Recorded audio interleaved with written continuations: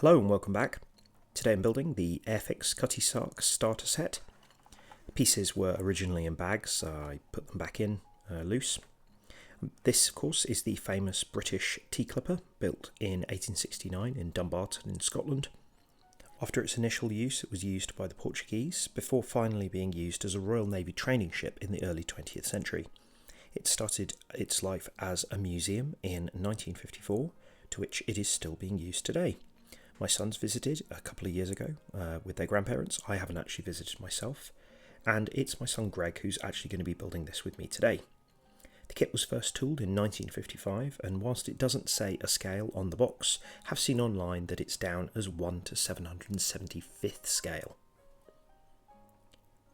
As you can see, this kit comes with some Humbrol paints, all moulded in grey. The parts are quite separate, and you've got a little display base as well.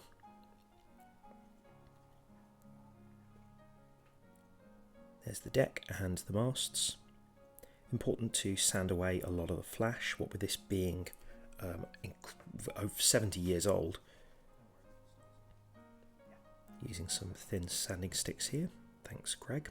Now the little base has actually got it moulded Cutty Sark on there, but the font is different shape and size to the decal, so I'm sanding that smooth and I'll use the decal instead. I found that the openings weren't particularly good for these stands, so I had to open them a little bit wider with these files.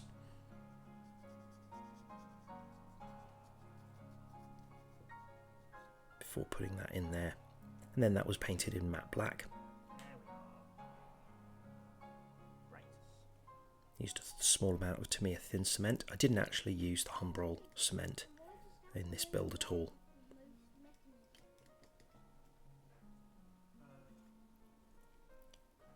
The hull here is made out of two parts and generally fit together quite well. Used some Tamiya cement with this.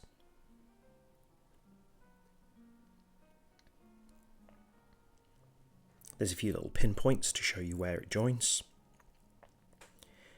And whilst I tried to use this little clip, I found that it just wouldn't get purchased, so in the end I just held onto it until it had cured nicely.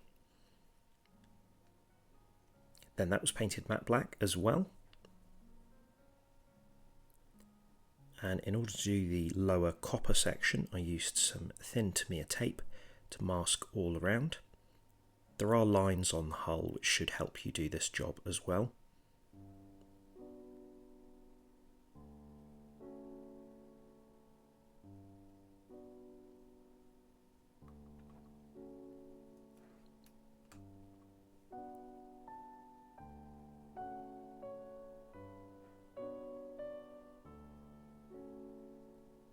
I then used some copper acrylic. This is the Humbrol paint that came with the kit. Built this up in a couple of coats.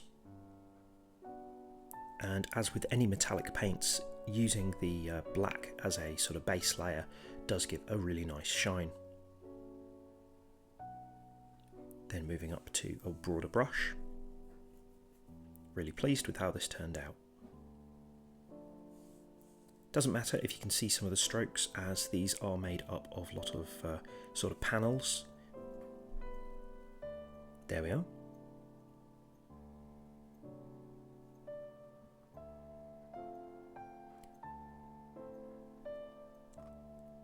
Then there's some gold detail around the front. There's also a figurehead, however it doesn't feature on this kit. I used this thin Posca paint pen in gold to pick out that thin detail at the front.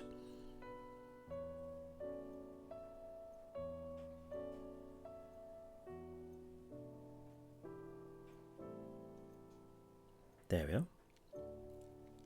This is painted in Tamiya deck tan, and then a bit of white on the roofs and a bit of Revell wood brown for the sides of the little cabins. This needs to be sanded a little bit just to fit into the place nicely.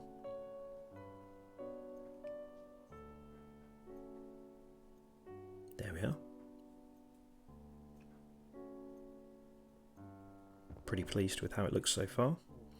Now for the masts, they were painted in Revell semi-gloss white first, and then sections in wood brown and satin black.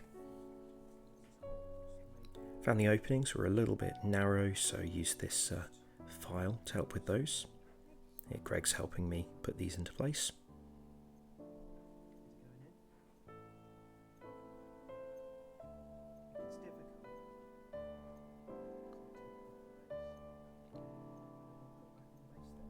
I actually filmed this 2 years ago and completely forgot about it, so I'm glad that I found the clips and then redid it.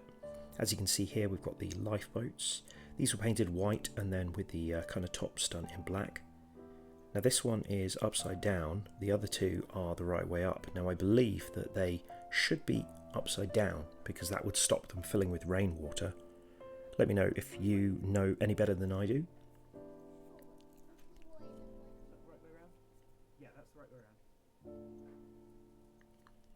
Here's the other two lifeboats.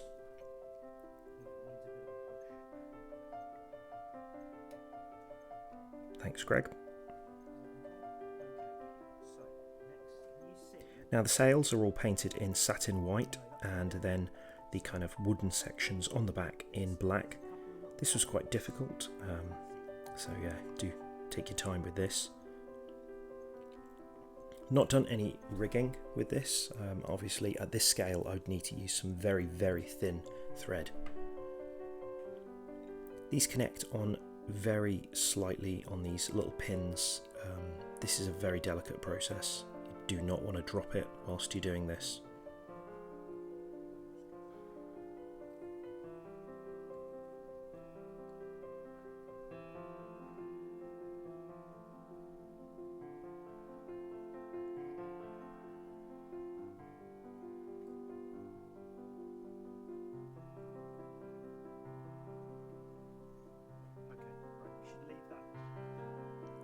Sort of try to angle the sails in the sort of same direction so it looks as realistic as it can.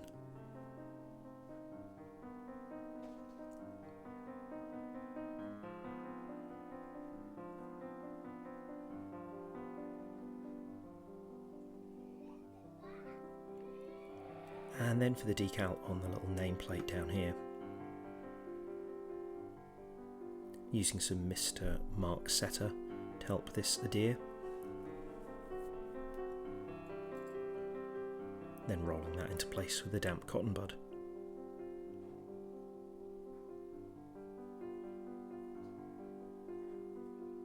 There we are.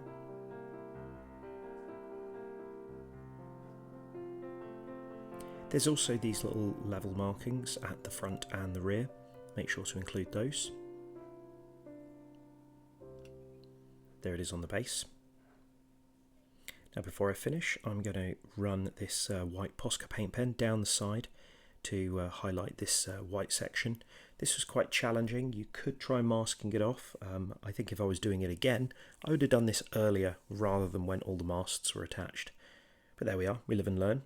This is a nice little starter set, and it's certainly a ship from the past. In fact, this was tooled just a year after it first became a museum in the 1950s. Let me know what you think. Greg and I really enjoyed this, and it's been on the shelf in our living room ever since.